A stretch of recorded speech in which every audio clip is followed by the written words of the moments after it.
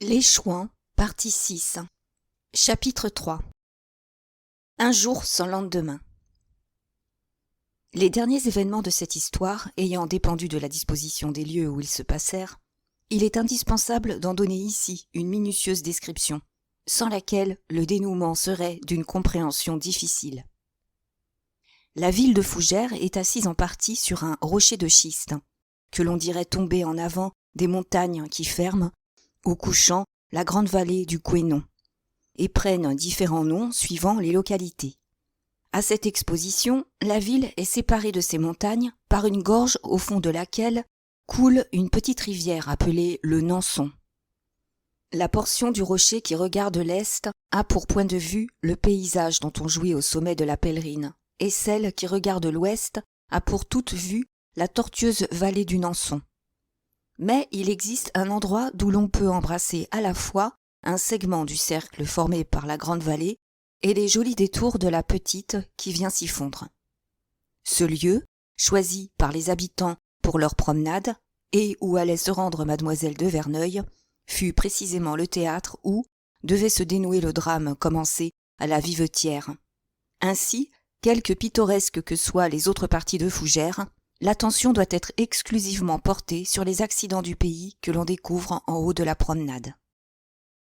Pour donner une idée de l'aspect que présente le rocher de Fougères, vu de ce côté, on peut le comparer à l'une de ces immenses tours, en dehors desquelles les architectes sarrasins ont fait tourner d'étage en étage de larges balcons joints entre eux par des escaliers en spirale. En effet, cette roche est terminée par une église gothique dont les petites flèches, le clocher, les arcs-boutants en rendent presque parfaite sa forme en pain de sucre. Devant la porte de cette église, dédiée à saint Léonard, se trouve une petite place irrégulière dont les terres sont soutenues par un mur exhaussé en forme de balustrade et qui communique par une rampe à la promenade. Semblable à une seconde corniche, cette esplanade se développe circulairement autour du rocher, à quelques toises en dessous de la place Saint-Léonard, et offre un large terrain planté d'arbres qui vient aboutir aux fortifications de la ville. Puis, à 10 toises des murailles et des roches qui supportent cette terrasse due à une heureuse disposition des schistes et à une patiente industrie, il existe un chemin tournant nommé l'escalier de la Reine, pratiqué dans le Roc et qui conduit à un pont bâti sur le Nançon par Anne de Bretagne. Enfin, sous ce chemin, qui figure une troisième corniche, des jardins descendent de terrasse en terrasse jusqu'à la rivière et ressemblent à des gradins chargés de fleurs. Parallèlement à la promenade, de hautes roches qui prennent le nom du faubourg de la ville où elles s'élèvent et qu'on appelle les montagnes de Saint-Sulpice s'étendent le long de la rivière et s'abaissent en pente douce dans la grande vallée où elles décrivent un brusque contour vers le nord. Ces roches droites, incultes et sombres, semblent toucher au schiste de la promenade. En quelques endroits, elles en sont à une portée de fusil et garantissent contre les vents du nord une étroite vallée, profonde de 100 toises, où le Nançon se partage en 3 bras qui arrosent une prairie chargée de fabriques et délicieusement plantée. Vers le sud, à l'endroit où finit la ville proprement dite et où commence le faubourg Saint-Léonard, le rocher de Fougères fait un pli, s'adoucit, diminue de hauteur et tourne dans la grande vallée en suivant la rivière, qu'il serre ainsi contre les montagnes de Saint-Sulpice en formant un col d'où elle s'échappe en 2 ruisseaux vers le Couesnon, où elle va se jeter. Ce joli groupe de collines rocailleuses est appelé le Nid aux Crocs. La vallée qu'elle dessine se nomme le Val de Gibari. Et ces grasses prairies fournissent une grande partie du beurre connu des gourmets sous le nom de beurre de la Pré-Valeille. À l'endroit où la promenade aboutit aux fortifications s'élève une tour nommée la tour du Papegaud. À partir de cette construction carrée, sur laquelle était bâtie la maison où logeait mademoiselle de Verneuil, règne tantôt une muraille, tantôt le roc, quand il offre des tables droites. Et la partie de la ville assise sur cette haute base inexpugnable décrit une vaste demi-lune, au bout de laquelle les rochers s'inclinent et se creusent pour laisser passage au Nanson. Là est située la porte qui mène au faubourg de Saint-Sulpice, dont le nom est connu à la porte et au faubourg. Puis, sur un mamelon de granit qui domine 3 vallons dans lesquels se réunissent plusieurs routes, surgissent les vieux créneaux et les tours féodales du château de Fougères, l'une des plus immenses constructions faites par les ducs de Bretagne, muraille haute de 15 toises, épaisse de 15 pieds, fortifiée à l'est par un étang d'où sort le Nanson qui coule dans ses fossés et fait tourner des moulins entre la porte Saint-Sulpice et les ponts-levis de la forteresse, défendue à l'ouest par la roideur des blocs de granit sur lesquels elle repose. Ainsi, depuis la promenade jusqu'à ce magnifique débris du Moyen-Âge, enveloppé de ses manteaux de lierre, paré de ses tours carrées ou rondes, où peut se loger dans chacune un régiment entier, le château, la ville et son rocher, protégés par des murailles à pans droits ou par des escarpements taillés à pic, forment un vaste fer à cheval garni de précipices sur lesquels, à l'aide du temps, les Bretons ont tracé quelques étroits sentiers. Ça et là, des blocs s'avancent comme des ornements. Ici, les eaux suintent par des cassures d'où sortent des arbres rachitiques. Plus loin, quelques tables de granit moins droites que les autres nourrissent de la verdure qui attire les chèvres. Puis, partout des bruyères, venues entre plusieurs fentes humides, tapissent de leurs guirlandes roses de noires anfractuosités. Au fond de cet immense entonnoir, la petite rivière serpente dans une prairie toujours fraîche et mollement posée comme un tapis. Au pied du château, et entre plusieurs masses de granit, s'élève l'église dédiée à Saint-Sulpice, qui donne son nom à un faubourg situé par-delà le Nanson. Ce faubourg, comme jeté au fond d'un abîme, et son église, dont le clocher pointu n'arrive pas à la hauteur des roches qui semblent près de tomber sur elle et sur les chaumières qui l'entourent, sont pittoresquement baignés par quelques affluents du Nanson, ombragés par des arbres et décorés par des jardins.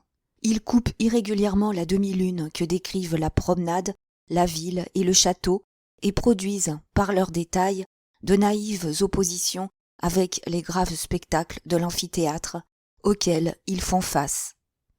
Enfin, Fougères tout entier, ses faubourgs et ses églises, les montagnes mêmes de Saint-Sulpice sont encadrées par les hauteurs de Rillet, qui font partie de l'enceinte générale de la grande vallée du Couesnon. Tels sont les traits les plus saillants de cette nature dont le principal caractère est une âpreté sauvage, adoucie par de riants motifs, par un heureux mélange des travaux les plus magnifiques de l'homme, avec les caprices d'un sol tourmenté par des oppositions inattendues, par je ne sais quoi d'imprévu qui surprend, étonne et confond. Nulle part en France, le voyageur ne rencontre de contrastes aussi grandioses que ceux offerts par le grand bassin du Couesnon et par les vallées perdues entre les rochers de Fougères et les hauteurs de Rillet. C'est de ces beautés inouïes où le hasard triomphe et auxquelles ne manque aucune des harmonies de la nature. Là, des eaux claires, limpides, courantes, des montagnes vêtues par la puissante végétation de ces contrées, des rochers sombres et des fabriques élégantes, des fortifications élevées par la nature et des tours de granit bâties par les hommes. Puis, tous les artifices de la lumière et de l'ombre, toutes les oppositions entre les différents feuillages, tant prisés par les dessinateurs. Des groupes de maisons où foisonne une population active et des places désertes où le granit ne souffre pas même les mousses blanches qui s'accrochent aux pierres. Enfin, toutes les idées qu'on demande à un paysage, de la grâce et de l'horreur, un poème plein de renaissante magie, de tableaux sublimes, de délicieuse rusticité. La Bretagne est là, dans sa fleur. La tour dite du Papegaud, sur laquelle est bâtie la maison occupée par mademoiselle de Verneuil, a sa base au fond même du précipice et s'élève jusqu'à l'esplanade pratiquée en corniche devant l'église de Saint-Léonard. De cette maison isolée sur 3 côtés, on embrasse à la fois le grand fer à cheval qui commence à la tour même, la vallée tortueuse du Nanson et la place Saint-Léonard. Elle fait partie d'une rangée de logis 3 fois séculaires et construits en bois, situés sur une ligne parallèle au flanc septentrional de l'église, avec laquelle ils forment une impasse dont la sortie donne dans une rue en pente qui longe l'église et mène à la porte Saint-Léonard, vers laquelle descendait mademoiselle de Verneuil. Marie négligea naturellement d'entrer sur la place de l'église, au-dessous de laquelle elle était, et se dirigea vers la promenade. Lorsqu'elle eut franchi la petite barrière peinte en vert qui se trouvait devant le poste, alors établi dans la tour de la porte Saint-Léonard, la magnificence du spectacle rendit un instant ses passions muettes. Elle admira la vaste portion de la grande vallée du Couesnon que ses yeux embrassaient depuis le sommet de la Pèlerine jusqu'au plateau par où passe le chemin de Vitré. Puis ses yeux se reposèrent sur le nid au croc et sur les sinuosités du val de Gibari, dont les crêtes étaient baignées par les lueurs vaporeuses du soleil couchant. Elle fut presque effrayée par la profondeur de la vallée du Nançon, dont les plus hauts peupliers atteignaient à peine au mur des jardins situés au-dessous de l'escalier de la Reine. Enfin, elle marcha de surprise en surprise, jusqu'au point d'où elle put apercevoir et la grande vallée, à travers le val de Gibari, et le délicieux paysage encadré par le fer à cheval de la ville, par les rochers de Saint-Sulpice et par les hauteurs de Rillet. À cette heure du jour, la fumée des maisons du faubourg et des vallées formait dans les airs un nuage qui ne laissait poindre les objets qu'à travers un dais bleuâtre. Les teintes trop vives du jour commençaient à s'abolir. Le firmament prenait un ton gris de perle. La lune jetait ses voiles de lumière sur ce bel abîme. Tout, enfin, tendait à plonger l'âme dans la rêverie et l'aider à évoquer les êtres chers. Tout à coup, ni les toits en bardeaux du faubourg Saint-Sulpice, ni son église, dont la flèche audacieuse se perd dans la profondeur de la vallée, ni les manteaux séculaires de lierre et de clématite, dont s'enveloppent les murailles de la vieille forteresse, à travers laquelle le Nançon bouillonne sous la roue des moulins, enfin, rien dans ce paysage ne l'intéressa plus. En vain le soleil couchant jeta-t-il sa poussière d'or et ses nappes rouges sur les gracieuses habitations semées dans les rochers, au fond des eaux et sur les prés. Elle resta immobile devant les roches de Saint-Sulpice. L'espérance insensée qui l'avait amenée sur la promenade s'était miraculeusement réalisée. À travers les ajoncs et les genêts qui croissent sur les sommets opposés, elle crut reconnaître, malgré la peau de bique dont ils étaient vêtus, plusieurs convives de la Vivetière, parmi lesquels se distinguait le gars, dont les moindres mouvements se dessinèrent dans la lumière adoucie du soleil couchant. À quelques pas en arrière du groupe principal, elle vit sa redoutable ennemie, Madame Dugois.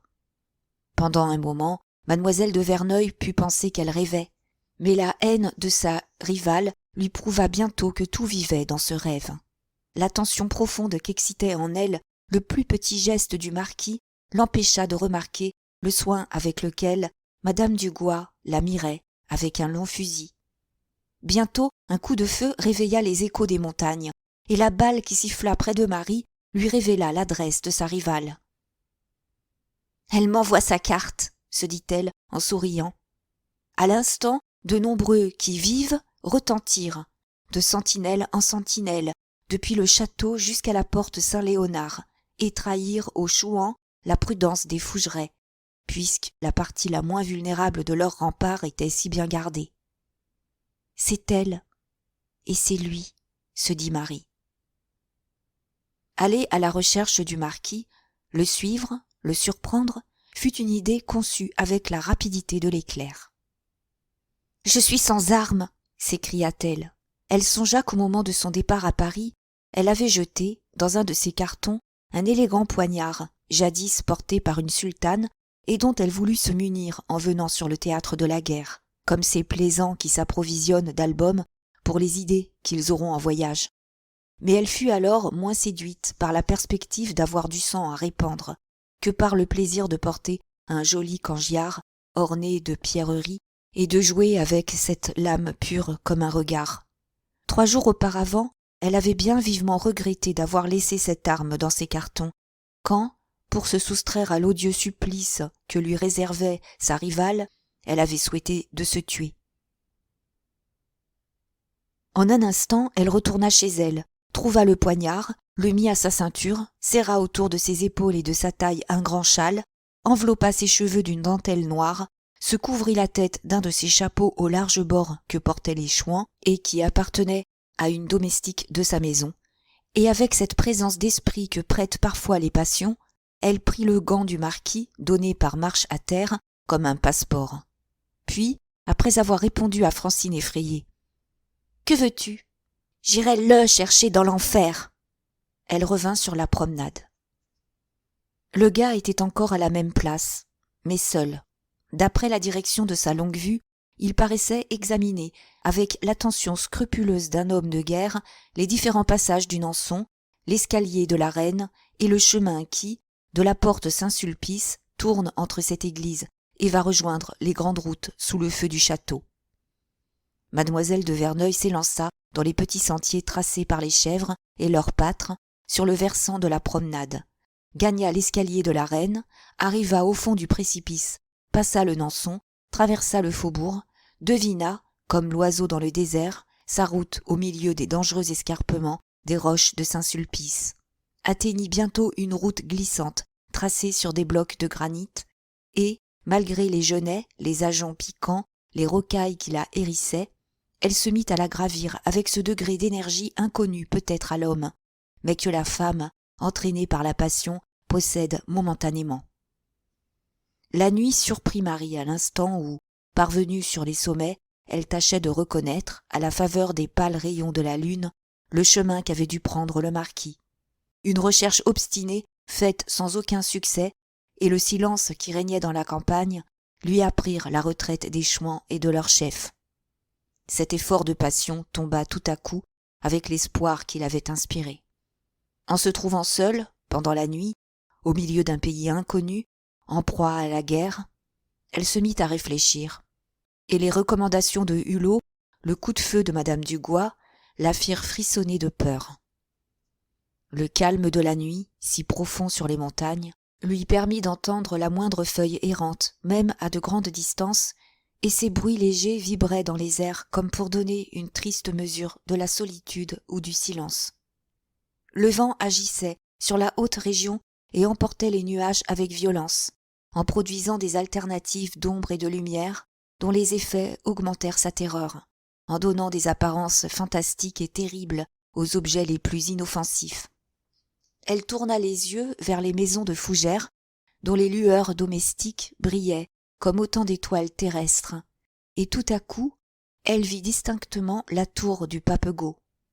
Elle n'avait qu'une faible distance à parcourir pour retourner chez elle, mais cette distance était un précipice. Elle se souvenait assez des abîmes qui bordaient l'étroit sentier par où elle était venue, pour savoir qu'elle courait plus de risques en voulant revenir à Fougères qu'en poursuivant son entreprise.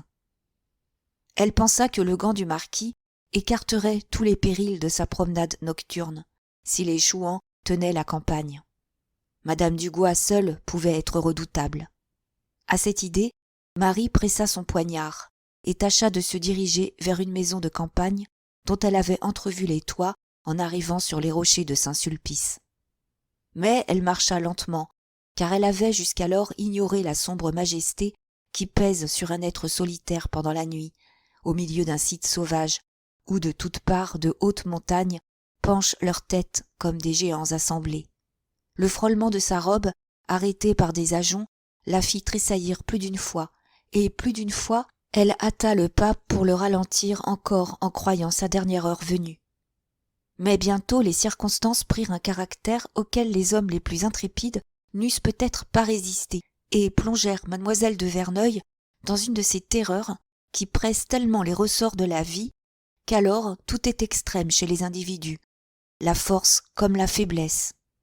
Les êtres les plus faibles font alors des actes d'une force inouïe, et les plus forts deviennent fous de peur. Marie entendit, à une faible distance, des bruits étranges, distincts et vagues tout à la fois. Comme la nuit était tour à tour sombre et lumineuse, ils annonçaient de la confusion, du tumulte, et l'oreille se fatiguait à les percevoir. Ils sortaient du sein de la terre, qui semblait ébranlée sous les pas d'une immense multitude d'hommes en marche. Un moment de clarté permit à mademoiselle de Verneuil d'apercevoir à quelques pas d'elle une longue file de hideuses figures qui s'agitaient comme les épis d'un champ et glissaient à la manière de fantômes. Mais elle les vit à peine, car aussitôt l'obscurité retomba comme un rideau noir, et lui déroba cet épouvantable tableau plein d'yeux jaunes et brillants. Elle se recula vivement et courut vers le haut d'un talus pour échapper à 3 de ces horribles figures qui venaient à elle. « L'as-tu vu » demanda l'un. « J'ai senti un vent froid quand il a passé près de moi, » répondit une voix rauque. « Et moi j'ai respiré l'air humide et l'odeur des cimetières, » dit le troisième. « Est-il blanc » reprit le premier. « Pourquoi » dit le second. « Est-il revenu seul de tous ceux qui sont morts à la pèlerine ?»« Ah, pourquoi » répondit le troisième. « Pourquoi fait-on des préférences à ceux qui sont du Sacré-Cœur ? Au surplus, j'aime mieux mourir sans confession que d'errer comme lui, sans boire ni manger, sans avoir ni sang dans les veines, ni chair sur les os. » Ah ! Cette exclamation, ou plutôt ce cri terrible, partit du groupe, quand un des 3 chouans montra du doigt les formes sveltes et le visage pâle de mademoiselle de Verneuil, qui se sauvait avec une effrayante rapidité, sans qu'ils entendissent le moindre bruit. « Le voilà ! Le voilà ! Où est-il ? Là, ici ! Il est parti. Non, si. Le vois-tu » Ces phrases retentirent comme le murmure monotone des vagues sur la grève. Mademoiselle de Verneuil marcha courageusement dans la direction de la maison et vit les figures indistinctes d'une multitude qui fuyait à son approche en donnant les signes d'une frayeur panique. Elle était comme emportée par une puissance inconnue dont l'influence la matait. La légèreté de son corps, qui lui semblait inexplicable, devenait un nouveau sujet d'effroi pour elle-même. Ces figures, qui se levaient par masse à son approche, et comme de dessous terre où elle lui paraissait couchée, laissaient échapper des gémissements qui n'avaient rien d'humain. Enfin elle arriva, non sans peine, dans un jardin dévasté, dont les haies et les barrières étaient brisées. Arrêtée par une sentinelle, elle lui montra son gant. La lune ayant alors éclairé sa figure, la carabine échappa des mains du chouan, qui déjà mettait Marie en joue, mais qui, à son aspect, jeta le cri rauque dont retentissait la campagne. Elle aperçut de grands bâtiments où quelques lueurs indiquaient des pièces habitées et parvint auprès des murs sans rencontrer d'obstacle. Par la première fenêtre vers laquelle elle se dirigea, elle vit madame Dugois avec les chefs convoqués à la vivetière. Étourdie, et par cet aspect, et par le sentiment de son danger, elle se rejeta violemment sur une petite ouverture défendue par de gros barreaux de fer, et distingua, dans une longue salle voûtée, le marquis, seul et triste, à 2 pas d'elle. Les reflets du feu, devant lequel il occupait une chaise grossière, illuminaient son visage de teinte rougeâtre et vacillante, qui imprimait à cette scène le caractère d'une vision. Immobile et tremblante, la pauvre fille se colla au barreau, et, par le silence profond qui régnait, elle espéra l'entendre s'il parlait. En le voyant abattu, découragé, pâle, elle se flatta d'être une des causes de sa tristesse. Puis sa colère se changea en commisération, sa commisération en tendresse, et elle sentit soudain qu'elle n'avait pas été amenée jusque-là par la vengeance seulement. Le marquis se leva, tourna la tête, et resta stupéfait en apercevant, comme dans un nuage, la figure de mademoiselle de Verneuil. Il laissa échapper un geste d'impatience et de dédain en s'écriant « Je vois donc partout cette diablesse, même quand je veille !» Ce profond mépris, conçu pour elle, arracha à la pauvre fille un rire d'égarement qui fit tressaillir le jeune chef, et il s'élança vers la croisée. Mademoiselle de Verneuil se sauva. Elle entendit près d'elle les pas d'un homme qu'elle crut être Montauran, et, pour le fuir, elle ne connut plus d'obstacle. Elle eût traversé les murs et volé dans les airs. Elle aurait trouvé le chemin de l'enfer pour éviter de relire en traits de flamme ces mots « Il te méprise !» écrits sur le front de cet homme, et qu'une voix intérieure lui criait alors avec l'éclat d'une trompette. Après avoir marché sans raison par où elle passait, elle s'arrêta en se sentant pénétrée par un air humide. Effrayée par le bruit des pas de plusieurs personnes, et poussée par la peur, elle descendit un escalier qui la mena au fond d'une cave. Arrivée à la dernière marche, Elle prêta l'oreille pour tâcher de reconnaître la direction que prenaient ceux qui la poursuivaient, mais, malgré des rumeurs extérieures assez vives, elle entendit les lugubres gémissements d'une voix humaine qui ajoutèrent à son horreur. Un jet de lumière parti du haut de l'escalier lui fit craindre que sa retraite ne fût connue de ses persécuteurs. Et, pour leur échapper, elle trouva de nouvelles forces. Il lui fut très difficile de s'expliquer, quelques instants après, et quand elle recueillit ses idées, par quels moyens elle avait pu grimper sur le petit mur où elle s'était cachée. Elle ne s'aperçut même pas d'abord de la gêne que la position de son corps lui fit éprouver, mais cette gêne finit par devenir intolérable, car elle ressemblait, sous l'arceau d'une voûte, à la Vénus accroupie qu'un amateur aurait placée dans une niche trop étroite. Ce mur assez large et construit en granit formait une séparation entre le passage d'un escalier et un caveau d'où partaient les gémissements.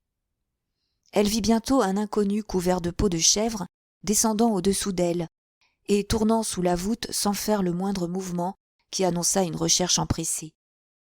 Impatiente de savoir s'il se présenterait quelque chance de salut pour elle, mademoiselle de Verneuil attendit avec anxiété que la lumière portée par l'inconnu éclairât le caveau où elle apercevait à terre une masse informe mais animée qui essayait d'atteindre à une certaine partie de la muraille par des mouvements violents et répétés, semblables aux brusques contorsions d'une carpe mise hors de l'eau sur la rive. Une petite torche de résine répandit bientôt sa lueur bleuâtre et incertaine dans le caveau. Malgré la sombre poésie que l'imagination de mademoiselle de Verneuil répandait sur ces voûtes qui répercutaient les sons d'une prière douloureuse, elle fut obligée de reconnaître qu'elle se trouvait dans une cuisine souterraine, abandonnée depuis longtemps. Éclairée, la masse informe devint un petit homme très gros dont tous les membres avaient été attachés avec précaution, mais qui semblait avoir été laissé sur les dalles humides sans aucun soin par ceux qui s'en étaient emparés. À l'aspect de l'étranger tenant d'une main la torche et de l'autre un fagot, le captif poussa un gémissement profond qui attaqua si vivement la sensibilité de mademoiselle de Verneuil qu'elle oublia sa propre terreur, son désespoir, la gêne horrible de tous ses membres pliés qui s'engourdissaient. Elle tâcha de rester immobile. Le chouan jeta son fagot dans la cheminée après s'être assuré de la solidité d'une vieille crémaillère qui pendait le long d'une haute plaque en fonte et mit le feu au bois avec sa torche. Mademoiselle de Verneuil ne reconnut pas alors sans effroi ce rusé Pilmiche auquel sa rivale l'avait livré et dont la figure, illuminée par la flamme, ressemblait à celle de ces petits hommes de buis grotesquement sculptés en Allemagne. La plainte échappée à son prisonnier produisit un rire immense sur ce visage sillonné de rides et brûlé par le soleil. « Tu vois, dit-il au patient, que nous autres chrétiens, nous ne manquons pas comme toi à notre parole. Ce feu-là va te dégourdir les jambes, la langue et les mains.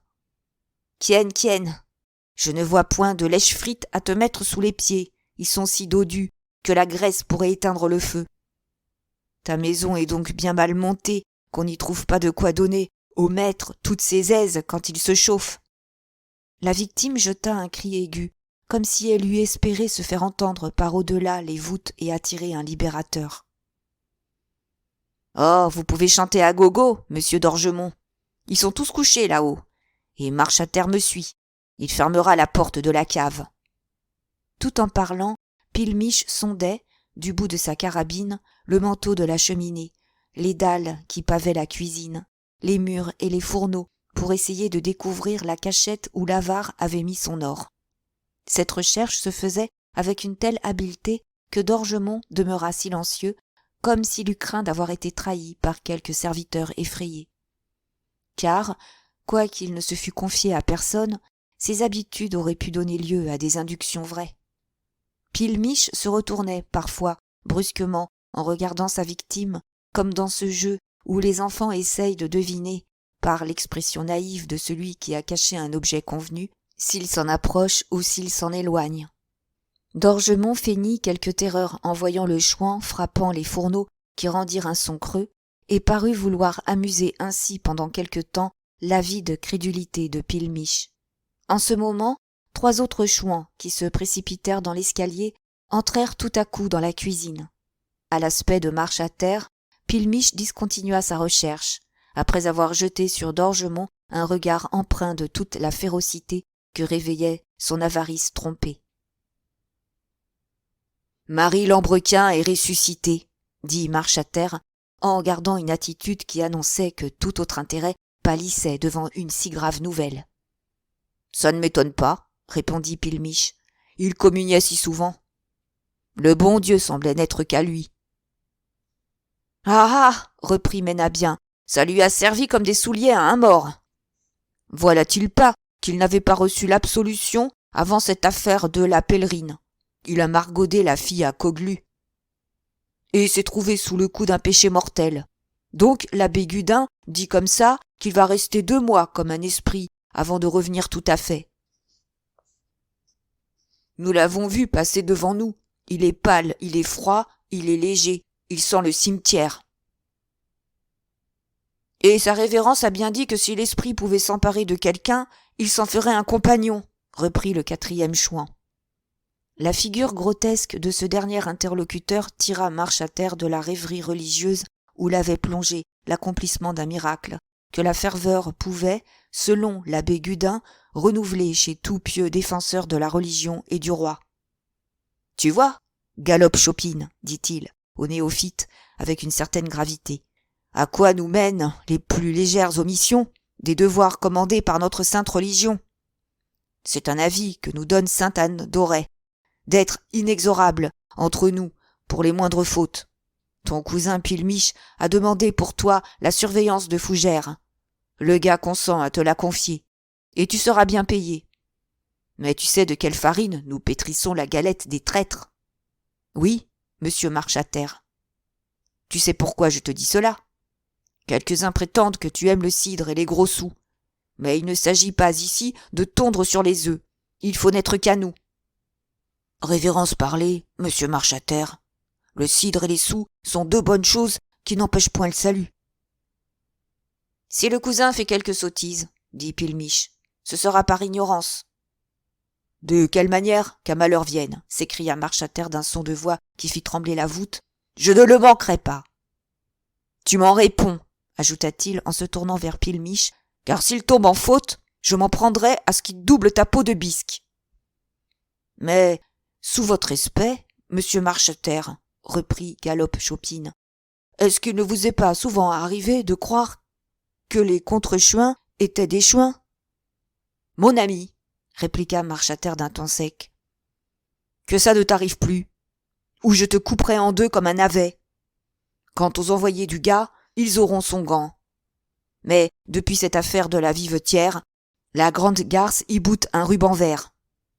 Pilmiche poussa vivement le coude de son camarade en lui montrant d'Orgemont qui feignait de dormir.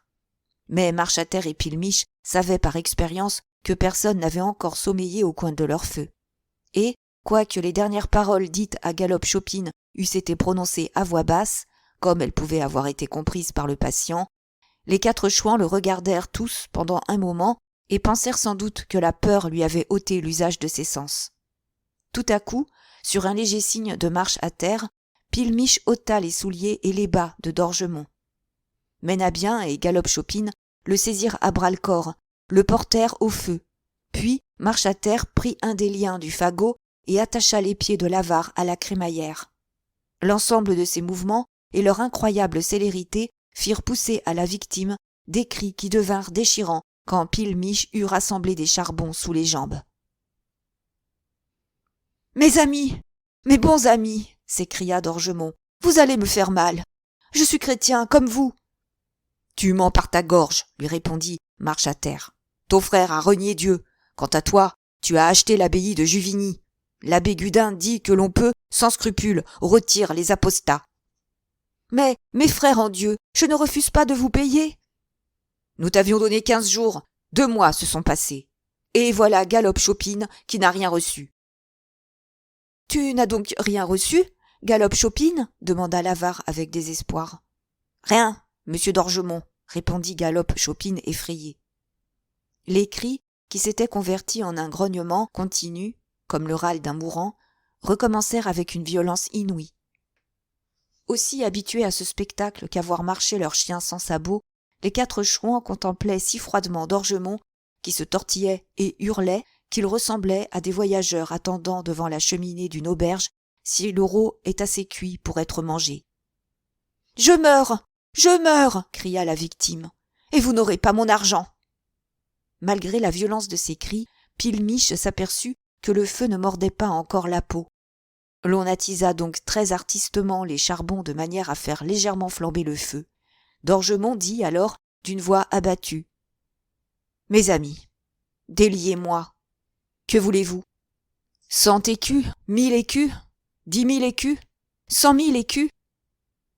Je vous offre 200 écus. » Cette voix était si lamentable que mademoiselle de Verneuil oublia son propre danger et laissa échapper une exclamation. « Qui a parlé ?» demanda Marchater. Les chouans jetèrent autour d'eux des regards effarés. Ces hommes, si braves sous la bouche meurtrière des canons, ne tenaient pas devant un esprit. Pilmiche seul écoutait sans distraction la confession que des douleurs croissantes arrachaient à sa victime. « 500 écus, oui, je les donne, » disait l'avare. « Bah, où sont-ils » lui répondit tranquillement Pilmiche. « Hein ? Ils sont sous le premier pommier. Sainte Vierge, au fond du jardin, à gauche. Vous êtes des brigands, des voleurs. Ah, je meurs. Il y a là 10 000 francs. » « Je ne veux pas des francs, » reprit Marchater. « Il nous faut des livres. Les écus de ta République ont des figures païennes qui n'auront jamais cours. »« Ils sont en livres, en bons louis d'or. Mais déliez-moi, déliez-moi. Vous savez où est ma vie, mon trésor. » Les 4 chouans se regardèrent en cherchant celui d'entre eux auquel ils pouvaient se fier pour l'envoyer déterrer la somme. En ce moment, cette cruauté de cannibale fit tellement horreur à mademoiselle de Verneuil que, sans savoir si le rôle que lui assignait sa figure pâle la préserverait encore de tout danger, elle s'écria courageusement d'un son de voix grave. « Ne craignez-vous pas la colère de Dieu ? Détachez-le, barbare !» Les chouans levèrent la tête. Ils aperçurent, dans les airs, des yeux qui brillaient comme 2 étoiles, et s'enfuirent épouvantés. Mademoiselle de Verneuil sauta dans la cuisine, courut à d'Orgemont, le tira si violemment du feu que les liens du fagot cédèrent, puis, du tranchant de son poignard, elle coupa les cordes avec lesquelles il avait été garrotté. Quand l'avare fut libre et debout, la première expression de son visage fut un rire douloureux, mais sardonique. « Allez, allez au pommier, brigands, dit-il. Oh, oh, voilà 2 fois que je les leurre. Aussi ne me reprendront-ils pas une 3e. » En ce moment, une voix de femme retentit au dehors. « Un esprit, criait madame Dugois. « Imbécile, c'est elle. 1000 écus à qui m'apportera la tête de cette catin. » Mademoiselle de Verneuil pâlit, mais l'avare sourit, lui prit la main, l'attira sous le manteau de la cheminée, l'empêcha de laisser les traces de son passage en la conduisant de manière à ne pas déranger le feu qui n'occupait qu'un très petit espace. Il fit partir un ressort, la plaque de fonte s'enleva, et quand leurs ennemis communs rentrèrent dans le caveau, la lourde porte de la cachette était déjà retombée sans bruit. La Parisienne comprit alors le but des mouvements de carpe qu'elle avait vu faire au malheureux banquier. « Voyez-vous, madame, s'écria Marchater, l'esprit a pris le bleu pour compagnon. » L'effroi dut être grand, car ces paroles furent suivies d'un si profond silence que d'Orgemont et sa compagne entendirent les chouans prononçant à voix basse « Ave sancta Anna Auriaca gratia plena Dominus tectum, etc. »« Il prie les imbéciles !» s'écria d'Orgemont. « N'avez-vous pas peur, dit mademoiselle de Verneuil en interrompant son compagnon, de faire découvrir notre... » Un rire du vieil avare dissipa les craintes de la jeune Parisienne. « La plaque est dans une table de granit qui a 10 pouces de profondeur. Nous les entendons, et ils ne nous entendent pas. » Puis il prit doucement la main de sa libératrice, la plaça vers une fissure par où sortaient les bouffées de vent frais, et elle devina que cette ouverture avait été pratiquée dans le tuyau de la cheminée. « Ha ha !» reprit d'Orgemont. « Diable, les jambes me cuisent un peu. Cette jument de charrette, comme on l'appelle à Nantes, n'est pas assez sotte pour contredire ses fidèles. Elle sait bien que, s'ils n'étaient pas si brutes, ils ne se battraient pas contre leurs intérêts. La voilà qui prie aussi. Elle doit être bonne à voir, en disant son ave à sainte Anne d'Auray. Elle ferait mieux de détrousser quelques diligences pour me rembourser les 4000 francs qu'elle me doit. Avec les intérêts, les frais, ça va bien à 4780 francs et des centimes. La prière finie, les chouans se levèrent et partirent. Le vieux d'Orgemont serra la main de mademoiselle de Verneuil, comme pour la prévenir que néanmoins le danger existait toujours. « Non, madame !» s'écria Pilmiche après quelques minutes de silence. « Vous resteriez là 10 ans, ils ne reviendront pas. »« Mais elle n'est pas sortie, elle doit être ici, » dit obstinément la jument de Charette. « Non, madame, non, ils se sont envolés à travers les murs. Le diable n'a-t-il pas déjà emporté, là, devant nous, un assermenté ?»« Comment ? Toi, Pilmiche, avare comme lui, ne devines-tu pas que le vieux cancre aura bien pu dépenser quelques milliers de livres pour construire dans les fondations de cette voûte un réduit dont l'entrée est cachée par un secret ?»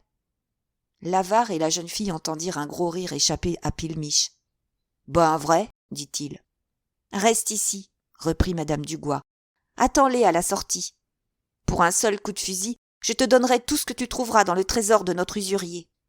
Si tu veux que je te pardonne d'avoir vendu cette fille, quand je t'avais dit de la tuer, obéis-moi. » « Usurier, dit le vieux d'Orgemont.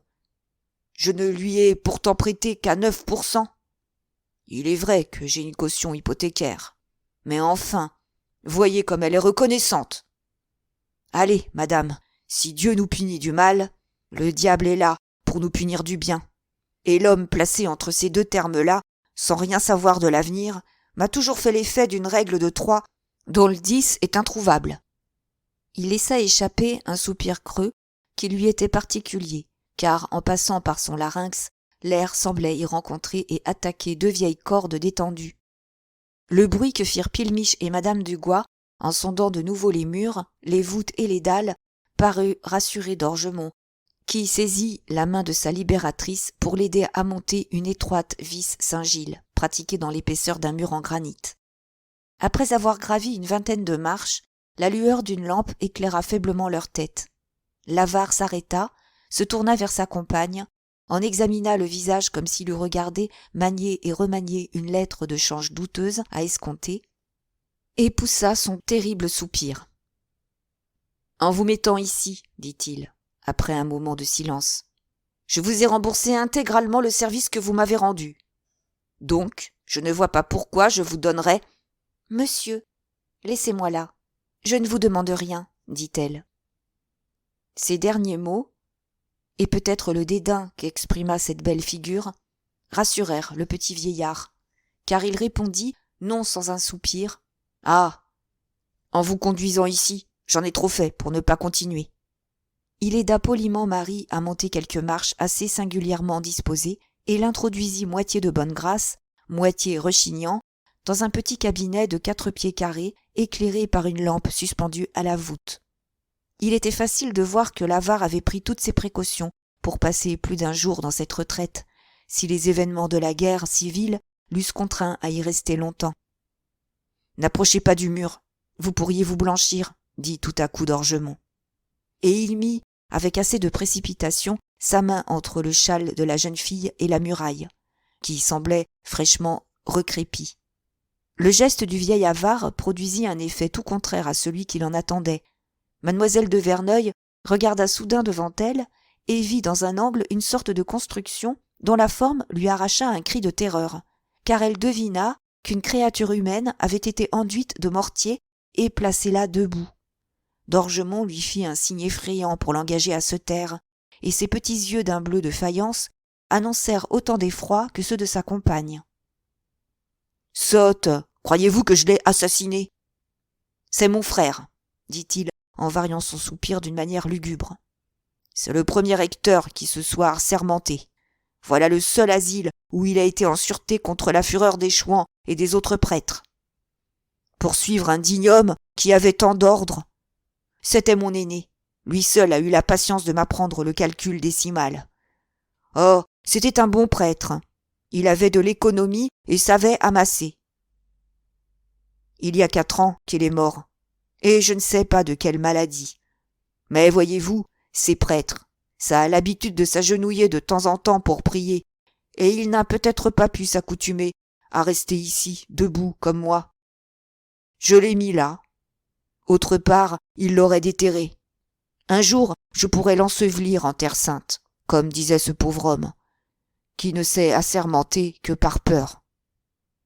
Une larme roula dans les yeux secs du petit vieillard, dont alors la perruque rousse parut moins laide à la jeune fille, qui détourna les yeux par un secret respect pour cette douleur. Mais, malgré cet attendrissement, Dorgemont lui dit encore « N'approchez pas du mur, vous !» Et ses yeux ne quittèrent pas ceux de mademoiselle de Verneuil, en espérant ainsi l'empêcher d'examiner plus attentivement les parois de ce cabinet, où l'air trop raréfié ne suffisait pas au jeu des poumons. Cependant, Marie réussit à dérober un coup d'œil à son Argus, et d'après les bizarres proéminences des murs, elle supposa que l'avare les avait bâtis lui-même avec des sacs d'argent ou d'or. Depuis un moment, Dorgemont était plongé dans un ravissement grotesque. La douleur que la cuisson lui faisait souffrir aux jambes et sa terreur en voyant un être humain au milieu de ses trésors se lisaient dans chacune de ses rides. Mais en même temps, ses yeux arides exprimaient, par un feu inaccoutumé, la généreuse émotion qu'excitait en lui le périlleux voisinage de sa libératrice, dont la joue rose et blanche attirait le baiser, dont le regard noir et velouté lui amenait au cœur des vagues de sang si chaudes qu'il ne savait plus si c'était signe de vie ou de mort. « Êtes-vous mariée ?» lui demanda-t-il d'une voix tremblante. « Non, dit-elle en souriant. »« J'ai quelque chose, » reprit-il en poussant son soupir, « quoique je ne sois pas aussi riche qu'ils le disent tous. Une jeune fille comme vous doit aimer les diamants, les bijoux, les équipages, l'or, ajouta-t-il en regardant d'un air effaré autour de lui. J'ai tout cela à donner, après ma mort. Et si vous vouliez... » L'œil du vieillard décelait tant de calculs, même dans cet amour éphémère, qu'en agitant sa tête par un mouvement négatif, mademoiselle de Verneuil ne put s'empêcher de penser que l'avare ne songeait à l'épouser que pour enterrer son secret dans le cœur d'un autre lui-même. « L'argent, dit-elle, en jetant à Dorgemont un regard plein d'ironie qui le rendit à la fois heureux et fâché. « L'argent n'est rien pour moi. Vous seriez 3 fois plus riche que vous ne l'êtes, si tout l'or que j'ai refusé était là. N'approchez pas du... Et l'on ne me demandait cependant qu'un regard, ajouta-t-elle avec une incroyable fierté. Vous avez eu tort, c'était une excellente spéculation. Mais songez donc... Songez, reprit mademoiselle de Verneuil, que je viens d'entendre retentir là une voix dont un seul accent a pour moi plus de prix que toutes vos richesses. Vous ne les connaissez pas. Avant que l'avare n'eût pu l'en empêcher, Marie fit mouvoir, en la touchant du doigt, une petite gravure enluminée qui représentait Louis XV à cheval, et vit tout à coup, au-dessous d'elle, le marquis occupé à charger un tromblon. L'ouverture cachée par le petit panneau sur lequel l'estampe était collée semblait répondre à quelque ornement dans le plafond de la chambre voisine, où sans doute couchait le général royaliste. Dorgemont repoussa avec la plus grande précaution la vieille estampe et regarda la jeune fille d'un air sévère. « Ne dites pas un mot, si vous aimez la vie. »« Vous n'avez pas jeté, lui dit-il à l'oreille après une pause, votre grappin sur un petit bâtiment. Savez-vous que le marquis de Montauran possède pour 100 000 livres de revenus en terres affermées, qui n'ont pas encore été vendues? Or, un décret des consuls, que j'ai lu dans le Primidi de l'Île-et-Vilaine, vient d'arrêter les séquestres. Ah ah, vous trouvez ce gars-là maintenant plus joli homme, n'est-ce pas? Vos yeux brillent comme 2 louis d'or tout neufs. » Les regards de mademoiselle de Verneuil s'étaient fortement animés en entendant résonner de nouveau une voix bien connue. Depuis qu'elle était là, debout, comme enfouie dans une mine d'argent, le ressort de son âme courbée sous ces événements s'était redressé. Elle semblait avoir pris une résolution sinistre et entrevoir les moyens de la mettre à exécution. On ne revient pas d'un tel mépris, se dit-elle. Et s'il ne doit plus m'aimer, je veux le tuer. Aucune femme ne l'aura. Non, l'abbé, non, s'écriait le jeune chef dont la voix se fit entendre. Il faut que cela soit ainsi. Monsieur le marquis, reprit l'abbé Gudin avec hauteur, vous scandaliserez toute la Bretagne en donnant ce bal à Saint-James. C'est des prédicateurs et non des danseurs qui remueront nos villages. Ayez des fusils et non des violons. L'abbé, vous avez assez d'esprit pour savoir que ce n'est que dans une assemblée générale de tous nos partisans que je verrai ce que je puis entreprendre avec eux. Un dîner me semble plus favorable pour examiner leur physionomie et connaître leurs intentions que tous les espionnages possibles, dont, au surplus, j'ai horreur. Nous les ferons causer le verre en main. Marie tressaillit en entendant ces paroles, car elle conçut le projet d'aller à ce bal et de s'y venger. « Me prenez-vous pour un idiot avec votre sermon sur la danse ?» reprit Montauran. « Ne figureriez-vous pas de bon cœur dans une chaconne pour vous retrouver rétabli sous votre nouveau nom de père de la foi ? Ignorez-vous que les Bretons sortent de la messe pour aller danser ? Ignorez-vous aussi que messieurs Hyde de Neuville et d'Andigné ont eu il y a 5 jours une conférence avec le premier consul sur la question de rétablir sa majesté Louis XVIII ? Si je m'apprête en ce moment pour aller risquer un coup de main si téméraire, c'est uniquement pour ajouter à ces négociations le poids de nos souliers ferrés. Ignorez-vous que tous les chefs de la Vendée, et même Fontaine, parlent de se soumettre ? Ah, monsieur, l'on a évidemment trompé les princes sur l'état de la France. Les dévouements dont on les entretient sont des dévouements de position. L'abbé, si j'ai mis les pieds dans le sang, je ne veux m'y mettre jusqu'à la ceinture qu'à bon escient. Je me suis dévoué au roi, et non pas à 4 cerveaux brûlés, à des hommes perdus de dettes comme Riffoël, à des chauffeurs, à... Dites tout de suite, monsieur, à des abbés qui perçoivent des contributions sur le grand chemin pour soutenir la guerre, reprit l'abbé Gudin. Pourquoi ne le dirais-je pas ? Répondit aigrement le marquis. Je dirais plus. Les temps héroïques de la Vendée sont passés. Monsieur le marquis, nous saurons faire des miracles sans vous. Oui, comme celui de Marie Lambrequin, répondit en riant le marquis. Allons, sans rancune, l'abbé. Je sais que vous payez de votre personne et tirez un bleu aussi bien que vous dites un orémus.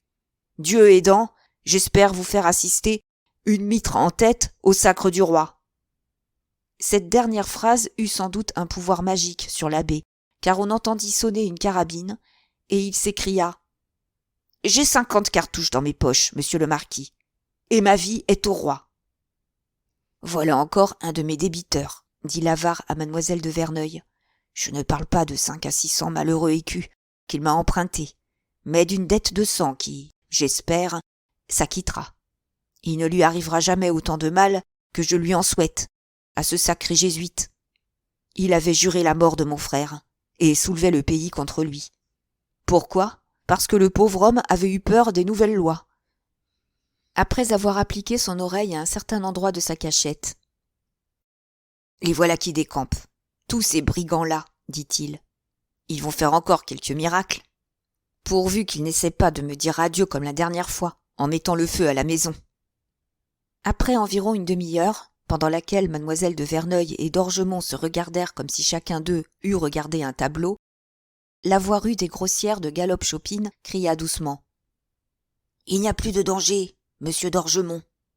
Mais cette fois-ci, j'ai bien gagné mes 30 écus. »« Mon enfant, dit l'avare, jurez-moi de fermer les yeux. » Mademoiselle de Verneuil plaça une de ses mains sur ses paupières. Mais, pour plus de secret, le vieillard souffla la lampe, prit sa libératrice par la main, l'aida à faire 7 ou 8 pas dans un passage difficile.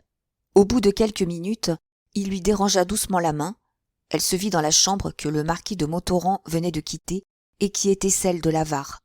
« Ma chère enfant, lui dit le vieillard, vous pouvez partir. Ne regardez pas ainsi autour de vous. Vous n'avez sans doute pas d'argent ? Tenez, voici 10 écus. Il y en a de rognés, mais ils passeront. En sortant du jardin, vous trouverez un sentier qui conduit à la ville, ou, comme on dit maintenant, au district. Mais les chouans sont à Fougères. Il n'est pas présumable que vous puissiez y rentrer de sitôt. Ainsi, vous pourrez avoir besoin d'un sur-asile. Retenez bien ce que je vais vous dire, et n'en profitez que dans un extrême danger. Vous verrez sur le chemin qui mène au nid au croc, par le val de Gibari, une ferme où demeure le grand Cibot, dit Galop-Chopine. Entrez-y, en disant à sa femme « Bonjour, Bécanière », et Barbette vous cachera. Si Galop-Chopine vous découvrait, ou il vous prendra pour l'esprit, s'il fait nuit. Ou 10 écus l'attendriront, s'il fait jour. Adieu, nos comptes sont soldés. Si vous vouliez, dit-il en montrant par un geste les champs qui entouraient sa maison, tout cela serait à vous. Mademoiselle de Verneuil jeta un regard de remerciement à cet être singulier et réussit à lui arracher un soupir dont les tons furent très variés. Vous me rendrez sans doute mes 10 écus. Remarquez bien que je ne parle pas d'intérêt. Vous les remettrez à mon crédit chez maître Patras, le notaire de Fougères qui, si vous le vouliez, ferait notre contrat. Beau trésor. Adieu. Adieu, dit-elle en souriant et le saluant de la main. S'il vous faut de l'argent, lui cria-t-il, je vous en prêterai à 5. Oui, à 5 seulement. Ai-je dit 5 ? Elle était partie. Ça m'a l'air d'être une bonne fille. Cependant, je changerai le secret de ma cheminée.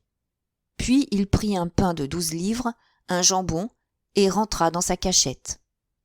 Lorsque mademoiselle de Verneuil marcha dans la campagne, elle crut renaître. La fraîcheur du matin ranima son visage, qui depuis quelques heures lui semblait frappé par une atmosphère brûlante. Elle essaya de trouver le sentier indiqué par l'avare, mais, depuis le coucher de la lune, l'obscurité était devenue si forte qu'elle fut forcée d'aller au hasard. Bientôt, la crainte de tomber dans les précipices la prit au cœur et lui sauva la vie, car elle s'arrêta tout à coup en pressentant que la terre lui manquerait si elle faisait un pas de plus. Un vent plus frais qui caressait ses cheveux, le murmure des eaux, l'instinct, tout servit à lui indiquer qu'elle se trouvait au bout des rochers de Saint-Sulpice. Elle passa les bras autour d'un arbre et attendit l'aurore en de vives anxiétés, car elle entendait un bruit d'armes, de chevaux et de voix humaines. Elle rendit grâce à la nuit qui la préservait du danger de tomber entre les mains des Chouans si, comme le lui avait dit l'avare, ils entouraient Fougères. Semblables à des feux nuitamment allumés, pour un signal de liberté, quelques lueurs légèrement pourprées passèrent par-dessus les montagnes, dont les bases conservèrent des teintes bleuâtres qui contrastèrent avec les nuages de rosée flottant sur les vallons. Bientôt, un disque de rubis s'éleva lentement à l'horizon. Les cieux le reconnurent. Les accidents du paysage, le clocher de Saint-Léonard, les rochers, les prés ensevelis dans l'ombre reparurent insensiblement, et les arbres situés sur les cimes se dessinèrent dans ces feux naissants. Le soleil se dégagea par un gracieux élan du milieu de ces rubans de feu, d'ocre et de saphir. Sa vive lumière s'harmonia par lignes égales, de colline en colline, déborda de vallons en vallons. Les ténèbres se dissipèrent, le jour accabla la nature. Une brise piquante frissonna dans l'air, les oiseaux chantèrent, la vie se réveilla partout. Mais à peine la jeune fille avait-elle eu le temps d'abaisser ses regards sur les masses de ce paysage si curieux que, par un phénomène assez fréquent dans ces fraîches contrées, des vapeurs s'étendirent en nappes, comblèrent les vallées, montèrent jusqu'aux plus hautes collines, ensevelirent ce riche bassin sous un manteau de neige. Bientôt, mademoiselle de Verneuil crut revoir une de ces mers de glace qui meublent les Alpes. Puis cette nuageuse atmosphère roula des vagues comme l'océan, souleva des lames impénétrables qui se balancèrent avec mollesse, ondoyèrent, tourbillonnèrent violemment, contractèrent aux rayons du soleil des teintes d'un rose vif, en offrant çà et là les transparences d'un lac d'argent fluide. Tout à coup, le vent du nord souffla sur cette fantasmagorie et dissipa les brouillards qui déposèrent une rosée pleine d'oxyde sur les gazons. Mademoiselle de Verneuil put alors apercevoir une immense masse brune placée sur les rochers de Fougères. 700 à 800 Chouans armés s'agitaient dans le faubourg Saint-Sulpice, comme des fourmis dans une fourmilière. Les environs du château occupés par 3000 hommes, arrivés comme par magie, furent attaqués avec fureur. Cette ville endormie, malgré ses remparts verdoyants et ses vieilles tours grises, aurait succombé si Hulot n'eût pas veillé. Une batterie cachée sur une éminence qui se trouve au fond de la cuvette que forment les remparts répondit aux premiers feux des Chouans en les prenant en écharpe sur le chemin du château. La mitraille nettoya la route et la balaya. Puis une compagnie sortit de la porte Saint-Sulpice, profita de l'étonnement des Chouans, se mit en bataille sur le chemin et commença sur eux un feu meurtrier. Les Chouans n'essayèrent pas de résister, en voyant les remparts du château se couvrir de soldats comme si l'art du machiniste y eût appliqué des lignes bleues et le feu de la forteresse protégeait celui des tirailleurs républicains. Cependant, d'autres Chouans, maîtres de la petite vallée du Nançon, avaient gravi les galeries du rocher et parvenaient à la promenade, où ils montèrent. Elle fut couverte de pots de bique qui lui donnèrent l'apparence d'un toit de chaume bruni par le temps. Au même moment, de violentes détonations se firent entendre dans la partie de la ville qui regardait la vallée du Couesnon. Évidemment, Fougères, attaqué sur tous les points, était entièrement cerné. Le feu qui se manifesta sur le revers oriental du rocher prouvait même que les Chouans incendiaient les faubourgs. Cependant, les flamèches qui s'élevaient des toits de genêts ou de bardeaux cessèrent bientôt, et quelques colonnes de fumée noire indiquèrent que l'incendie s'éteignait. Des nuages blancs et bruns dérobèrent encore une fois cette scène à mademoiselle de Verneuil, mais le vent dissipa bientôt ce brouillard de poudre. Déjà, le commandant républicain avait fait changer la direction de sa batterie de manière à pouvoir prendre successivement en file la vallée du Nançon, le sentier de la Reine et le rocher. Quand, du haut de la promenade, il vit ses premiers ordres admirablement bien exécutés. 2 pièces placées au poste de la porte Saint-Léonard abattirent la fourmilière de Chouans qui s'était emparée de cette position, tandis que les gardes nationaux de Fougères, accourus en hâte sur la place de l'église, achevèrent de chasser l'ennemi.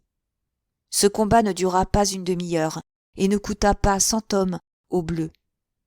Déjà, dans toutes les directions, les Chouans battus et écrasés se retiraient d'après les ordres réitérés du gars, dont le hardi coup de main échouait, sans qu'il le sût, par suite de l'affaire de la Vivetière qui avait si secrètement ramené Hulot à Fougères. L'artillerie n'y était arrivée que pendant cette nuit, car la seule nouvelle d'un transport de munitions aurait suffi pour faire abandonner par Montauran cette entreprise qui, éventée, ne pouvait avoir qu'une mauvaise issue. En effet, Hulot désirait autant donner une leçon sévère au gars que le gars pouvait souhaiter de réussir dans sa pointe pour influer sur les déterminations du premier consul. Au premier coup de canon, le marquis comprit donc qu'il y aurait de la folie à poursuivre, par amour-propre, une surprise manquée. Aussi, pour ne pas faire tuer inutilement ses Chouans, se hâta-t-il d'envoyer 7 ou 8 émissaires porter des instructions pour opérer promptement la retraite sur tous les points. Le commandant, ayant aperçu son adversaire entouré d'un nombreux conseil au milieu duquel était madame Dugois, essaya de tirer sur eux une volée sur le rocher de Saint-Sulpice. Mais la place avait été trop habilement choisie pour que le jeune chef n'y fût pas en sûreté. Hulot changea de rôle tout à coup, et d'attaquer devint agresseur. Aux premiers mouvements qui indiquèrent les intentions du marquis, la compagnie placée sous les murs du château se mit en devoir de couper la retraite aux Chouans en s'emparant des issues supérieures de la vallée du Nançon. Malgré sa haine, mademoiselle de Verneuil épousa la cause des hommes que commandait son amant, et se tourna vivement vers l'autre issue pour voir si elle était libre. Mais elle aperçut les Bleus, sans doute vainqueurs de l'autre côté de Fougères, qui revenaient de la vallée du Couesnon par le val de Gibari pour s'emparer du nid au croc et de la partie des rochers Saint-Sulpice où se trouvaient les issues inférieures de la vallée du Nançon. Ainsi, les Chouans, renfermés dans l'étroite prairie de cette gorge, semblaient devoir périr jusqu'au dernier, tant les prévisions du vieux commandant républicain avaient été justes, et ses mesures habilement prises. Mais sur ces 2 points, les canons qui avaient si bien servi Hulot furent impuissants. Il s'y établit des luttes acharnées, et la ville de Fougères, une fois préservée, l'affaire prit le caractère d'un engagement auquel les Chouans étaient habitués. Mademoiselle de Verneuil comprit alors la présence des masses d'hommes qu'elle avait aperçus dans la campagne, la réunion des chefs chez Dorgemont et tous les événements de cette nuit, sans savoir comment elle avait pu échapper à tant de dangers. Cette entreprise, dictée par le désespoir, l'intéressa si vivement qu'elle resta immobile à contempler les tableaux animés qui s'offrirent à ses regards. Bientôt, le combat qui avait lieu au bas des montagnes de Saint-Sulpice eut, pour elle, un intérêt de plus. En voyant les Bleus presque maîtres des Chouans, le marquis et ses amis s'élancèrent dans la vallée du Nançon afin de leur porter du secours. Le pied des roches fut couvert d'une multitude de groupes furieux où se décidèrent des questions de vie et de mort sur un terrain et avec des armes plus favorables aux peaux de bique. Insensiblement, cette arène mouvante s'étendit dans l'espace. Les Chouans, en s'égaillant, envahirent les rochers à l'aide des arbustes qui croissent çà et là. Mademoiselle de Verneuil eut un moment d'effroi en voyant un peu tard ses ennemis remonter sur les sommets, où ils défendirent avec fureur les sentiers dangereux par lesquels on y arrivait. Toutes les issues de cette montagne étant occupées par les deux parties, elle eut peur de se trouver au milieu d'eux. Elle quitta le gros arbre derrière lequel elle s'était tenue et se mit à fuir en pensant à mettre à profit les recommandations du vieil avare. Après avoir couru pendant longtemps sur le versant des montagnes de Saint-Sulpice, qui regardent la grande vallée du Couesnon, elle aperçut de loin une étable et jugea qu'elle dépendait de la maison de Galop-Chopine, qui devait avoir laissé sa femme toute seule pendant le combat. Encouragée par ces suppositions, mademoiselle de Verneuil espéra être bien reçue dans cette habitation et pouvoir y passer quelques heures jusqu'à ce qu'il lui fût possible de retourner sans danger à Fougères. Selon toute apparence, Hulot allait triompher. Les Chouans fuyaient si rapidement qu'elle entendit des coups de feu tout autour d'elle, et la peur d'être atteinte par quelques balles lui fit promptement gagner la chaumière dont la cheminée lui servait de jalon. Le sentier qu'elle avait suivi aboutissait à une espèce de hangar dont le toit, couvert en genêt, était soutenu par 4 gros arbres encore garnis de leurs écorces. Un mur en torchis formait le fond de ce hangar, sous lequel se trouvait un pressoir à cidre, une aire à battre le sarrasin et quelques instruments aratoires. Elle s'arrêta contre l'un de ces poteaux sans se décider à franchir le marais fangeux qui servait de cour à cette maison que, de loin, en véritable Parisienne, elle avait prise pour une étable. Cette cabane, garantie des vents du nord par une éminence qui s'élevait au-dessus du toit et à laquelle elle s'appuyait, ne manquait pas de poésie, car des pousses d'orme, des bruyères et les fleurs du rocher la couronnaient de leurs guirlandes. Un escalier champêtre, pratiqué entre le hangar et la maison, permettait aux habitants d'aller respirer un air pur sur le haut de cette roche. À gauche de la cabane, l'éminence s'abaissait brusquement et laissait voir une suite de champs dont le premier dépendait sans doute de cette ferme. Ces champs dessinaient de gracieux bocages séparés par des haies en terre, plantées d'arbres, et dont la première achevait l'enceinte de la cour. Le chemin qui conduisait à ces champs était fermé par un gros tronc d'arbre à moitié pourri, clôture bretonne dont le nom fournira plus tard une digression qui achèvera de caractériser ce pays. Entre l'escalier creusé dans les schistes et le sentier fermé par ce gros arbre, devant le marais et sous cette roche pendante, quelques pierres de granit grossièrement taillées, superposées les unes aux autres, formaient les 4 angles de cette chaumière, et maintenaient le mauvais pisé, les planches et les cailloux dont étaient bâties les murailles. Une moitié du toit couverte de genêts en guise de paille, et l'autre en bardeaux, espèce de mérin taillé en forme d'ardoise, annonçait 2 divisions. Et en effet, l'une close par une méchante claie servait d'étable, et les maîtres habitaient l'autre.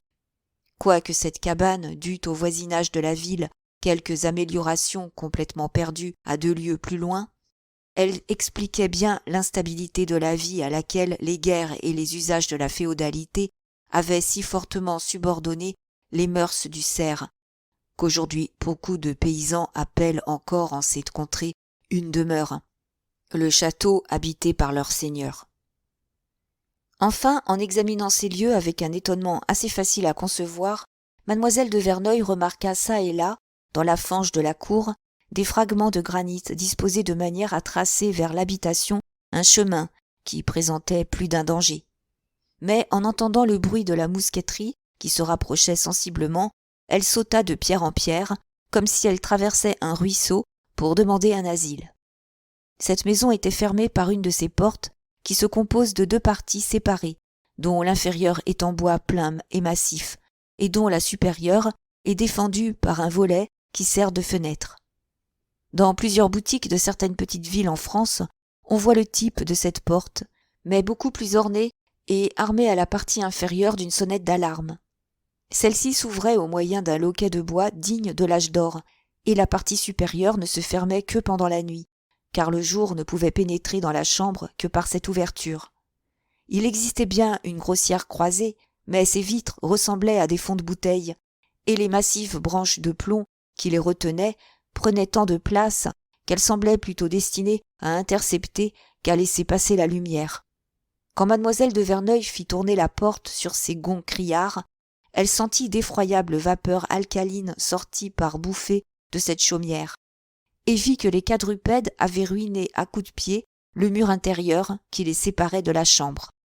Ainsi, l'intérieur de la ferme, car c'était une ferme, n'en démentait pas l'extérieur.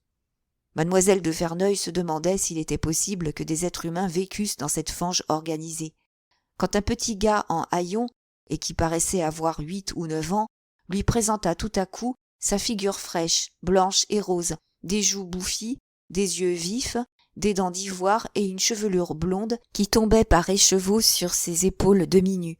Ses membres étaient vigoureux et son attitude avait cette grâce d'étonnement, cette naïveté sauvage qui agrandit les yeux des enfants. Ce petit gars était sublime de beauté. « Où est ta mère ?» dit Marie d'une voix douce et en se baissant pour lui baiser les yeux. Après avoir reçu le baiser, l'enfant glissa comme une anguille et disparut derrière un tas de fumier qui se trouvait entre le sentier et la maison, sur la croupe de l'éminence. En effet, comme beaucoup de cultivateurs bretons, Galop-Chopin mettait, par un système d'agriculture qui leur est particulier, ses engrais dans des lieux élevés, en sorte que, quand ils s'en servent, les eaux pluviales les ont dépouillés de toute leur qualité. Maîtresse de logis pour quelques instants, Marie en eut promptement fait l'inventaire. La chambre où elle attendait Barbette composait toute la maison. L'objet le plus apparent et le plus pompeux était une immense cheminée, dont le manteau était formé par une pierre de granit bleu. L'étymologie de ce mot avait sa preuve dans un lambeau de serge verte bordé d'un ruban vert pâle, découpé en rond, qui pendait le long de cette tablette, au milieu de laquelle s'élevait une bonne vierge en plâtre colorié. Sur le socle de la statue, mademoiselle de Verneuil lut 2 vers d'une poésie religieuse fort répandue dans le pays. « Je suis la mère de Dieu, protectrice de ce lieu. » Derrière la Vierge, une effroyable image tachée de rouge et de bleu, sous prétexte de peinture, représentait saint Labre. Un lit de serge verte, dit en tombeau, une informe couchette d'enfant, un rouet, des chaises grossières, un bahut sculpté garni de quelques ustensiles complétaient, à peu de choses près, le mobilier de Galop-Chopin. Devant la croisée se trouvait une longue table de châtaignier, accompagnée de 2 bancs en même bois, auxquels le jour des vitres donnait les sombres teintes de l'acajou vieux.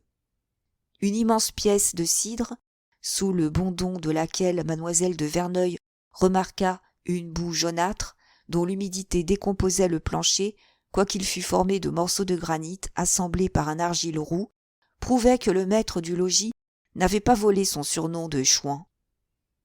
Mademoiselle de Verneuil leva les yeux comme pour fuir ce spectacle, et alors il lui sembla avoir vu toutes les chauves-souris de la terre, tant étaient nombreuses les toiles d'araignée qui pendaient au plancher. 2 énormes pichets, pleins de cidre, se trouvaient sur la longue table. Ces ustensiles sont des espèces de cruches en terre brune, dont le modèle existe dans plusieurs pays de la France, et qu'un Parisien peut se figurer en supposant aux pots dans lesquels les gourmets servent le beurre de Bretagne, un ventre plus arrondi, verni par places inégales et nuancé de taches fauves comme celles de quelques coquillages. Cette cruche est terminée par une espèce de gueule, assez semblable à la tête d'une grenouille prenant l'air hors de l'eau. L'attention de Marie avait fini par se porter sur ces deux pichets, mais le bruit du combat, qui devint tout à coup plus distinct, la força de chercher un endroit propre à se cacher sans attendre Barbette, quand cette femme se montra tout à coup. « Bonjour, bécanière, » lui dit-elle en retenant un sourire involontaire à l'aspect d'une figure qui ressemblait assez aux têtes que les architectes placent comme ornement aux clés des croisées. « Ah, vous venez d'Orgemont, » répondit Barbette d'un air peu empressé. « Où allez-vous me mettre ? Car voici les chouans. »« Là, » reprit Barbette, aussi stupéfaite de la beauté que de l'étrange accoutrement d'une créature qu'elle n'osait comprendre parmi celles de son sexe. « Là, dans la cachette du prêtre. » Elle la conduisit à la tête de son lit, la fit entrer dans la ruelle. Mais elles furent toutes interdites en croyant entendre un inconnu qui sauta dans le marais. Barbette eut à peine le temps de détacher un rideau du lit et d'y envelopper Marie qu'elle se trouva face à face avec un chouan fugitif. « La vieille, où peut-on se cacher ici ? Je suis le comte de Beauvant. » Mademoiselle de Verneuil tressaillit en reconnaissant la voix du convive, dont quelques paroles, restées un secret pour elle, avaient causé la catastrophe de la vivetière. « Hélas, vous voyez, monseigneur, il n'y a rien ici. Ce que je peux faire de mieux est de sortir, je veillerai. Si les bleus viennent, j'avertirai. Si je restais et qu'ils me trouvassent avec vous, ils brûleraient ma maison. » Et Barbette sortit, car elle n'avait pas assez d'intelligence pour concilier les intérêts de deux ennemis ayant un droit égal à la cachette, en vertu du double rôle que jouait son mari. « J'ai 2 coups à tirer, » dit le comte avec désespoir, « mais ils m'ont déjà dépassé. Bah, j'aurais bien du malheur si, en revenant par ici, il leur prenait fantaisie de regarder sous le lit. » Il déposa légèrement son fusil auprès de la colonne où Marie se tenait debout enveloppée dans la serge verte, et il se baissa pour s'assurer qu'il pouvait passer sous le lit. Il allait infailliblement voir les pieds de la réfugiée, qui, dans ce moment désespéré, saisit le fusil, sauta vivement dans la chaumière et menaça le comte. Mais il partit d'un éclat de rire en la reconnaissant, car, pour se cacher, Marie avait quitté son vaste chapeau de chouan et ses cheveux s'échappaient en grosses touffes de dessous une espèce de résille en dentelle. « Ne riez pas, comte, vous êtes mon prisonnier. Si vous faites un geste, vous saurez ce dont est capable une femme offensée. » Au moment où le comte et Marie se regardaient avec de bien diverses émotions, des voix confuses criaient dans les rochers. « Sauvez le gars ! Égaillez-vous ! Sauvez le gars ! Égaillez-vous !» La voix de Barbette domina le tumulte extérieur et fut entendue dans la chaumière avec des sensations bien différentes par les deux ennemis, car elle parlait moins à son fils qu'à eux. « Ne vois-tu pas les bleus ?» s'écriait aigrement Barbette. « Viens-tu ici, petit méchant gars, ou je vais à toi. Veux-tu donc attraper des coups de fusil ? Allons, sauve-toi vivement. » Pendant tous ces petits événements qui se passèrent rapidement, un bleu sauta dans le marais. « Beaupied !» lui cria mademoiselle de Verneuil. Beaupied accourut à cette voix et ajusta le comte un peu mieux que ne le faisait sa libératrice. « Aristocrate !» dit le malin soldat, « ne bouge pas ou je te démolis comme la Bastille, en 2 temps. »« Monsieur Beaupied, » reprit mademoiselle de Verneuil d'une voix caressante, « vous me répondez de ce prisonnier. Faites comme vous voudrez, mais il faudra me le rendre sain et sauf à Fougères. »« Suffit, madame. » La route jusqu'à Fougères est-elle libre maintenant ? Elle est sûre, à moins que les chouans ne ressuscitent. Mademoiselle de Verneuil s'arma gaiement du léger fusil de chasse, sourit avec ironie en disant à son prisonnier « Adieu, monsieur le comte, au revoir !» et s'élança dans le sentier après avoir repris son large chapeau. « J'apprends un peu trop tard, » dit amèrement le comte de Beauvant, « qu'il ne faut jamais plaisanter avec l'honneur de celles qui n'en ont plus. »« Aristocrate !» s'écria durement Beaupied. « Si tu ne veux pas que je t'envoie dans ton ci-devant paradis, ne dis rien contre cette belle dame. » Mademoiselle de Verneuil revint à Fougères par les sentiers qui joignent les roches de Saint-Sulpice au nid au croc. Quand elle atteignit cette dernière éminence et qu'elle courut à travers le chemin tortueux pratiqué sur les aspérités du granit, elle admira cette jolie petite vallée du Nançon, naguère si turbulente, alors parfaitement tranquille. Vu de là, le vallon ressemblait à une rue de verdure. Mademoiselle de Verneuil rentra par la porte Saint-Léonard, à laquelle aboutissait ce petit sentier. Les habitants, encore inquiets du combat qui, d'après les coups de fusil entendus dans le lointain, semblait devoir durer pendant la journée, y attendaient le retour de la garde nationale pour reconnaître l'étendue de leur perte. En voyant cette fille dans son bizarre costume, les cheveux en désordre, un fusil à la main, son châle et sa robe frottés contre les murs, souillés par la boue et mouillés de rosée, la curiosité des Fougerets fut d'autant plus vivement excitée que le pouvoir, la beauté, la singularité de cette Parisienne défrayaient déjà toute leur conversation. Francine, en proie à d'horribles inquiétudes, avait attendu sa maîtresse pendant toute la nuit, et quand elle la revit, elle voulut parler, mais un geste amical lui imposa silence. « Je ne suis pas morte, mon enfant, » dit Marie. « Ah, je voulais des émotions en partant de Paris ? J'en ai eu, » ajouta-t-elle après une pause. Francine voulut sortir pour commander un repas, en faisant observer à sa maîtresse qu'elle devait en avoir grand besoin. « Oh, » dit mademoiselle de Verneuil, « un bain, la toilette avant tout. » Francine ne fut pas médiocrement surprise d'entendre sa maîtresse lui demandant les modes les plus élégantes de celles qu'elle avait emballées. Après avoir déjeuné, Marie fit sa toilette avec la recherche et les soins minutieux qu'une femme met à cette œuvre capitale, quand elle doit se montrer aux yeux d'une personne chère, au milieu d'un bal. Francine ne s'expliquait point la gaieté moqueuse de sa maîtresse. Ce n'était pas la joie de l'amour, une femme ne se trompe pas à cette expression. C'était une malice concentrée d'assez mauvais augure.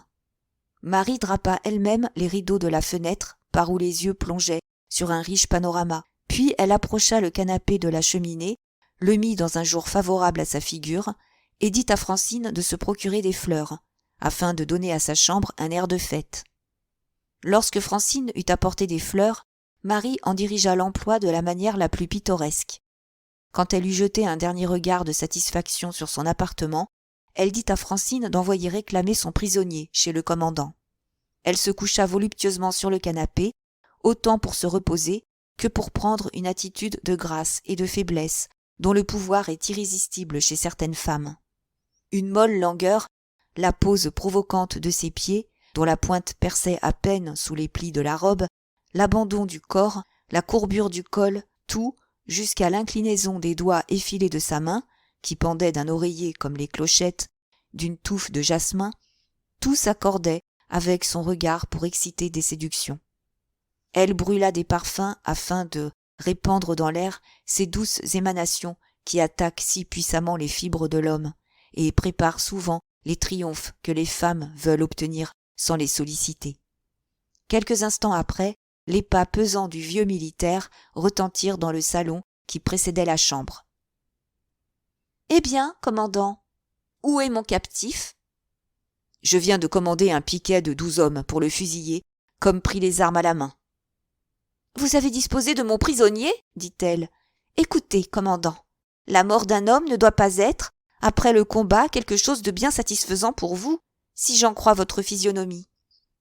Eh bien, rendez-moi mon chouan, et mettez à sa mort un sursis que je prends sur mon compte. Je vous déclare que cet aristocrate m'est devenu très essentiel et va coopérer à l'accomplissement de nos projets. Au surplus, fusiller cet amateur de chouannerie serait commettre un acte aussi absurde que de tirer sur un ballon quand il ne faut qu'un coup d'épingle pour le désenfler. Pour Dieu, laissez les cruautés à l'aristocratie. Les républiques doivent être généreuses. N'auriez-vous pas pardonné, vous, aux victimes de Quiberon et à tant d'autres ? Allons, envoyez vos 12 hommes faire une ronde et venez dîner chez moi avec mon prisonnier. Il n'y a plus qu'une heure de jour. Et voyez-vous, ajouta-t-elle en souriant, si vous tardiez, ma toilette manquerait tout son effet. Mais, mademoiselle, dit le commandant surpris. Eh bien quoi ? Je vous entends. Allez, le comte ne vous échappera point. Tôt ou tard, ce gros papillon-là viendra se brûler à vos feux de peloton. Le commandant haussa légèrement les épaules comme un homme forcé d'obéir, malgré tout, au désir d'une jolie femme. et il revint une demi-heure après, suivi du comte de Beauvant. Mademoiselle de Verneuil finit d'être surprise par ses deux convives, et parut confuse d'avoir été vue par le comte si négligemment couché. Mais après avoir lu dans les yeux du gentilhomme que le premier effet était produit, elle se leva et s'occupa d'eux avec une grâce, avec une politesse parfaite. Rien d'étudié, ni de forcé dans les poses, le sourire, la démarche ou la voix ne trahissait sa préméditation ou ses desseins. Tout était en harmonie, et aucun trait trop saillant ne donnait à penser qu'elle affectât les manières d'un monde où elle n'eût pas vécu. Quand le royaliste et le républicain furent assis, elle regarda le comte d'un air sévère. Le gentilhomme connaissait assez les femmes pour savoir que l'offense commise envers celle-ci vaudrait un arrêt de mort. Malgré ce soupçon, sans être ni gai ni triste, il eut l'air d'un homme qui ne comptait pas sur de si brusques dénouements. Bientôt, il lui sembla ridicule d'avoir peur de la mort devant une jolie femme. Enfin, l'air sévère de Marie lui donna des idées. Et qui sait, pensait-il, si une couronne de comte à prendre ne lui plaira pas mieux qu'une couronne de marquis perdu. Mon torrent est sec comme un clou, et moi, il se regarda d'un air satisfait. Or, le moins qui puisse m'arriver est de sauver ma tête. Ces réflexions diplomatiques furent bien inutiles. Le désir que le comte se promettait de feindre pour mademoiselle de Verneuil devint un violent caprice que cette dangereuse créature se plut à entretenir. « Monsieur le comte, dit-elle, vous êtes mon prisonnier, et j'ai le droit de disposer de vous. Votre exécution n'aura lieu que de mon consentement, et j'ai trop de curiosité pour vous laisser fusiller maintenant. »« Et si j'allais m'entêter à garder le silence ?» répondit-il gaiement. « Avec une femme honnête, peut-être, mais avec une fille. Allons donc, monsieur le comte. Impossible. » Ces mots, remplis d'une ironie amère, furent sifflés, comme dit Sully en parlant de la duchesse de Beaufort, d'un bec si affilé que le gentilhomme, étonné, se contenta de regarder sa cruelle antagoniste. « Tenez, reprit-elle d'un air moqueur, pour ne pas vous démentir, je vais être comme ces créatures-là. Bonne fille. Voici d'abord votre carabine. » Et elle lui présenta son arme par un geste doucement moqueur. « Foi de gentilhomme, vous agissez, mademoiselle. »« Ah, dit-elle en l'interrompant, j'ai assez de la foi des gentilshommes. C'est sur cette parole que je suis entrée à la Vivetière. Votre chef m'avait juré que moi et mes gens, nous y serions en sûreté. »« Quelle infamie !» s'écria Hulot en fronçant les sourcils. « La faute en est à monsieur le comte, reprit-elle en montrant le gentilhomme à Hulot. « Certes, le gars avait bonne envie de tenir sa parole, mais monsieur a répandu sur moi je ne sais quelle calomnie qui a confirmé toutes celles qu'il avait plu à la jument de Charette de supposer. »« Mademoiselle, dit le comte tout troublé, la tête sous la hache, j'affirmerais n'avoir dit que la vérité. »« En disant quoi ? » ?»« Que vous aviez été là. »« Dites le mot. »« La maîtresse. » »« Du marquis de Lenoncourt, aujourd'hui le duc, l'un de mes amis, » répondit le comte. « Maintenant, je pourrais vous laisser aller au supplice, » reprit-elle, sans paraître émue de l'accusation consciencieuse du comte, qui resta stupéfait de l'insouciance apparente ou feinte qu'elle montrait pour ce reproche. « Mais, reprit-elle en riant, écartez pour toujours la sinistre image de ces morceaux de plomb, car vous ne m'avez pas plus offensé que cet ami de qui vous voulez que j'ai été. Fi donc. Écoutez, monsieur le comte, n'êtes-vous pas venu chez mon père, le duc de Verneuil ? Eh bien ? »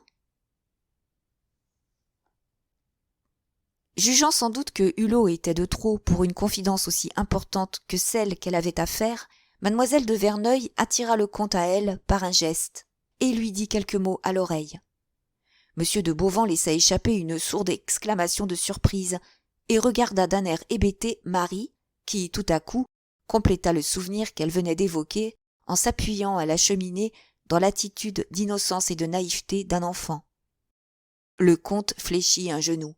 « Mademoiselle, s'écria-t-il, je vous supplie de m'accorder mon pardon, quelque indigne que j'en suis. »« Je n'ai rien à pardonner, dit-elle. Vous n'avez pas plus raison maintenant dans votre repentir que dans votre insolente supposition à la vivetière. Mais ces mystères sont au-dessus de votre intelligence. Sachez seulement, monsieur le comte, reprit-elle gravement, que la fille du duc de Verneuil a trop d'élévation dans l'âme pour ne pas vivement s'intéresser à vous.